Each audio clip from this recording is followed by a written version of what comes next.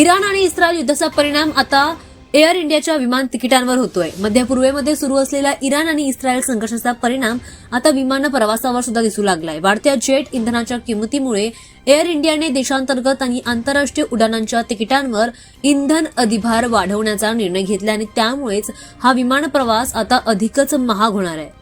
दरम्यान aviation turbine fuel म्हणजेच विमान इंधनाच्या दरामध्ये आता मोठी वाढ झाली आहे। विमान कंपन्यांच्या एकूण खर्चामध्ये इंधनाचा वाटा जवळपास 40% असतोय आणि त्यामुळेच वाढत्या खर्चाचा हा भार कमी करण्यासाठी एअर इंडियाने हा निर्णय घेतल्याचं कंपनीकडून सांगण्यात येत आहे। हे नवीन दर 12 मार्च 2026 पासून टप्प्याटप्प्याने लागू केले जात आहेत। पहिल्या टप्प्यामध्ये देशांतर्गत उड्डाणं आणि सार्क देशांसाठी प्रति तिकीट सुमारे 399 रुपयांचा इंधन अधिभार आकारला जाणार आहे। त्यासोबतच पश्चिम आशिया मार्गांवर $10, आग्नेय आशियासाठी $60 आणि आफ्रिकेसाठी $90 पर्यंत हा अधिभार वाढवण्यात आलाय।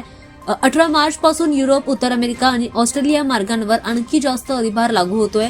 युरोपसाठी सुमारे $125 तर उत्तर अमेरिका आणि ऑस्ट्रेलियासाठी $200 पर्यंत हा अधिभार आकारला जातोय।